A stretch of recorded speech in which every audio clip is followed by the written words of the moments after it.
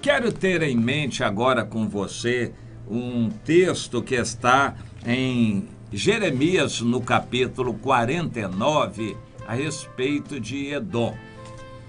Edom, a palavra quer dizer vermelho e caracteriza na Bíblia o irmão de Jacó, mais velho, o Esaú. O Esaú teve grandes oportunidades e na Bíblia é um símbolo muito interessante de alguém que desprezou as oportunidades que Deus lhe deu. No final, ele ficou sem o direito de primogenitura e sem a bênção. O direito de primogenitura ele vendeu, não necessariamente por um prato de lentilha, mas o prato de lentilha foi talvez o início para que ele negociasse. Eu não acredito que ele vendeu o direito de primogenitura por um prato. Seria algo assim muito irreal. Mas eu creio que o prato de lentilha foi a permissão para negociarem. O Jacó deve ter prometido algum dinheiro, alguma coisa assim para ele. O fato é que, em desespero, ele não valorizou o direito de primogenitura. Afinal, que direito é esse?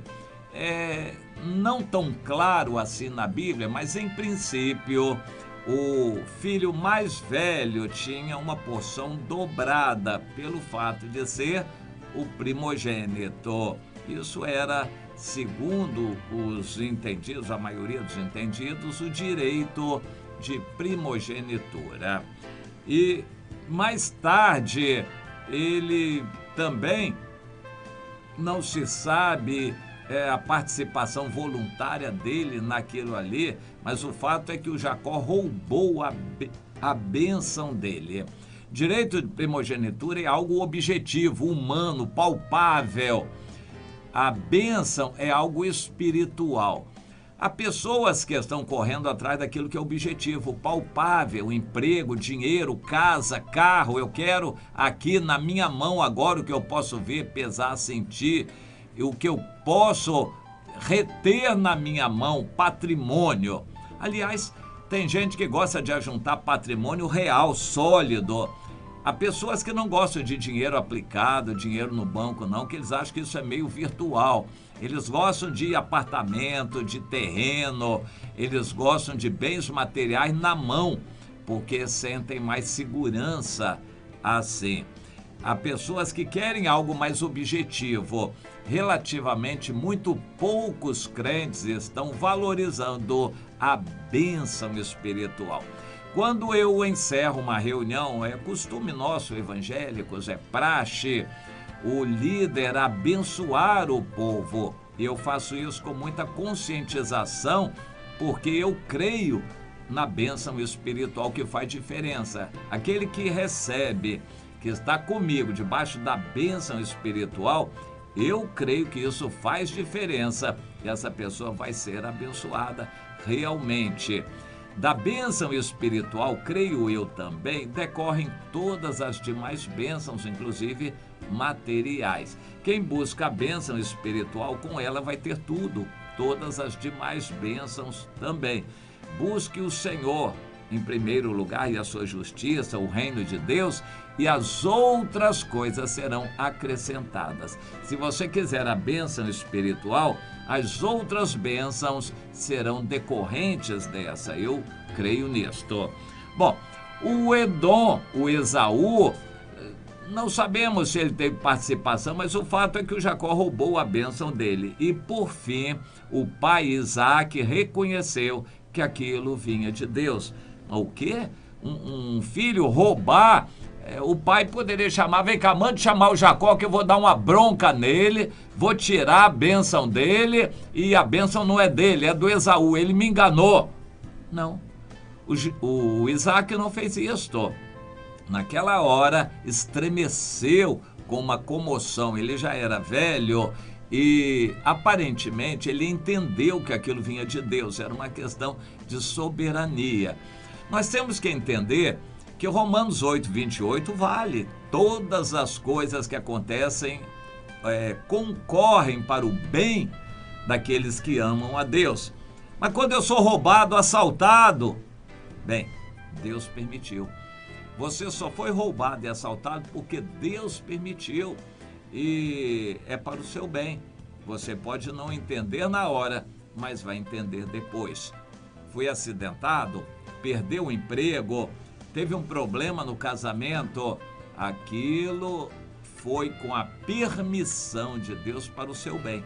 Algumas coisas têm a permissão de Deus, outras têm a própria atuação de Deus, mas sempre para o seu bem, se você ama o Senhor.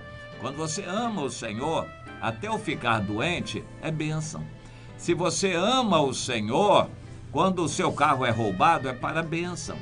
Se você ama o Senhor, quando perde o emprego, é bênção.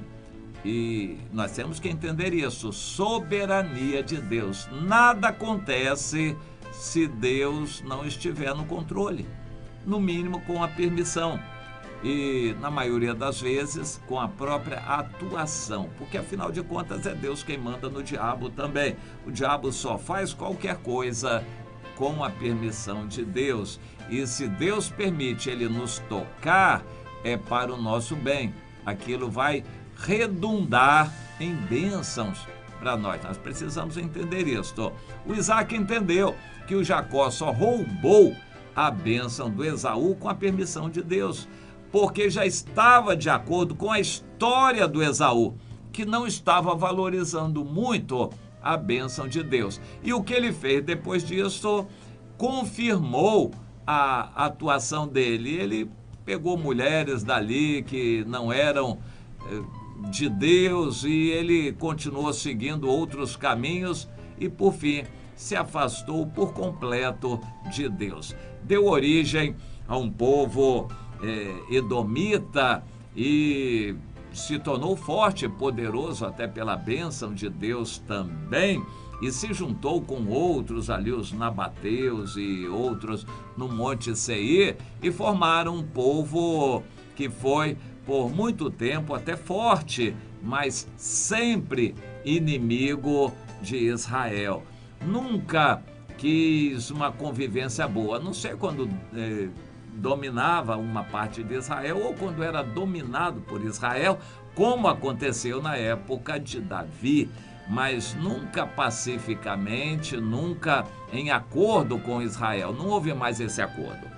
Bom, aqui no capítulo 49 de Jeremias, nós encontramos uma profecia de Deus a respeito de Edom e, de certa forma, profecias semelhantes estão em vários outros profetas, inclusive um profeta que se dedicou totalmente a Edom. Aqui nós lemos a partir do versículo 14. Eu, Jeremias, ouvi novas notícias da parte do Senhor, e um mensageiro foi enviado às nações para dizer: ajuntai-vos, vinde contra ela, levantai-vos para a guerra contra Edom. Porque o Senhor diz: eu te fiz pequeno entre as nações, desprezado entre os homens. O terror que inspiras e a soberba do teu coração te enganaram. Tu que habitas nas fendas das rochas, isso pode ser visto até hoje por quem vai em caravanas turísticas a Israel. Existe uma opção que é ir a Edom, ao Monte Seir.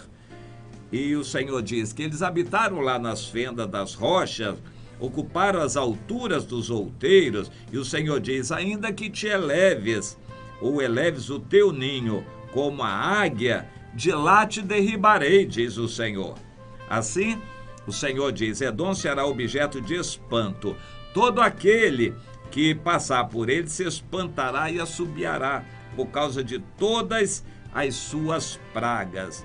Como na destruição de Sodoma e Gomorra e das suas cidades vizinhas, diz o Senhor, assim não haverá ninguém que habite ali, nem morará nela homem algum. Bom, Essa é a profecia de Deus a respeito de Edom. Se cumpriu, está se cumprindo e nós cremos que vai continuar a se cumprir. Edom, o Monte Seir, hoje se encontra ali entre a Jordânia, ao sul do Mar Morto, entre a Jordânia e a Arábia Saudita. É uma região meio desértica, não é muito fértil para a agricultura e hoje há ruínas que são visitadas turisticamente. Fora isso, não há muito valor econômico naquela região, que está cumprindo a profecia de Deus, abandonada e amaldiçoada. Edom, por que teve um destino daquele? O Senhor diz ao apóstolo Paulo: eu escolho quem eu quiser e rejeito quem eu quiser. Eu escolhi a Jacó e rejeitei a Esaú. O Esaú foi rejeitado pelo Senhor. E o apóstolo Paulo usa isso até como uma confirmação da predestinação. Quem é que vai discutir com o Senhor? Ele próprio aqui, Deus diz: eu faço isso, estabeleço lá a quem eu quiser e quem é semelhante a mim. Quem é que vai me pedir contas? Quem é o pastor que pode me resistir? Portanto, ouçam o conselho do Senhor que ele decretou contra Edom e os desígnios que ele formou contra os seus moradores. Eu li bastante versículos aqui no capítulo 49 de Jeremias. Deus amaldiçoou a terra de Edom, seria um deserto. Em outras passagens da Bíblia, nós também vemos profecias assim. Em Isaías 34, Edom seria destinada para um lago de fogo e enxofre. Quando Jesus diz que pessoas serão lançadas no inferno para arder, onde queima com fogo e enxofre, isso é uma figura de linguagem que ele quer dizer, mas que tem o seu cumprimento literal. Segundo essas profecias, Isaías 34, depois continuando lá no final de Isaías 66, nós vemos que Edom vai ser o lugar onde o meteoro vai cair e abrir o poço do abismo, a que se refere Apocalipse também. Ali vão ser lançados para inaugurar o lago de fogo, onde o inferno vai ser lançado. Para começar, o falso profeta, que vai ser aquele papa mundial das religiões na grande tribulação, e o anticristo, que vai ser o governante do mundo, o grande governante na época da grande tribulação. Eles vão inaugurar. Satanás, o dragão, vai ser preso por 1000 anos, porque ainda vai ter uma atuação ao final dos 1000 anos. Depois vai ser lançado lá também. E Deus diz que tudo aquilo já foi preparado para o diabo e seus anjos. Porém, ali serão lançados também todos que se esquecem de Deus, que abandonam a Deus, que não querem saber de Deus, e os crentes que se desviam de Deus também. O inferno é um local de mortos.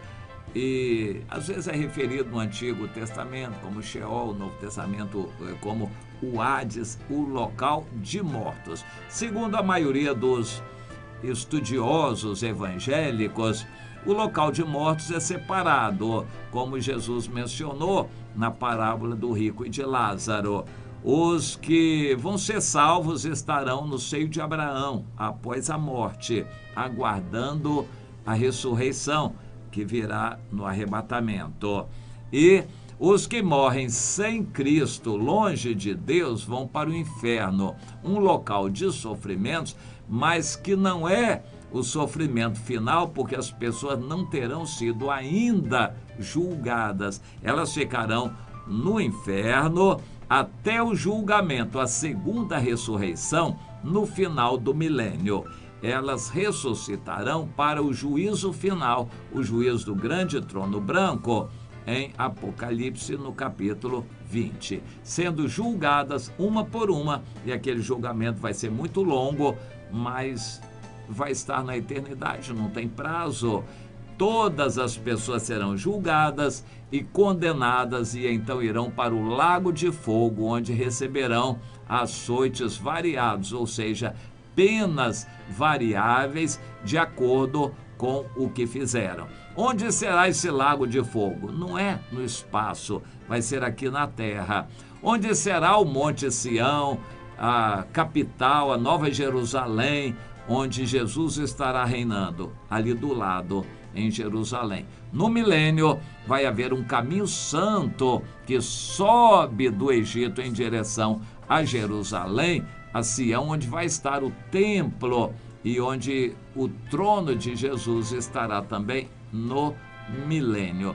Ali do lado vai estar Edom, com aquele poço do abismo onde caiu o meteoro, onde vai haver aquele fogo com enxofre, onde as pessoas vão estar queimando ali para sempre, depois de ressuscitadas. Ou seja, vai ser um sofrimento literal. Elas vão estar com o corpo ali sofrendo bastante. Isto é o que nós entendemos. E há respaldo na Bíblia para entendermos dessa maneira. Tudo vai acontecer isso ali em Edom, porque o Edom rejeitou o Senhor, porque o Edom foi amaldiçoado pelo Senhor. E nós vamos entender, então, o significado de Edom para Israel. Sempre foi inimigo, sempre esteve contra Israel, nunca quis fazer o bem a Israel, porque a atitude deles era com relação a Deus. Edom sempre foi inimigo de Deus. Vamos pensar nisso, entender, não há injustiça da parte de Deus em fazer isso. Ele é duro, rigoroso, mas ele é justo.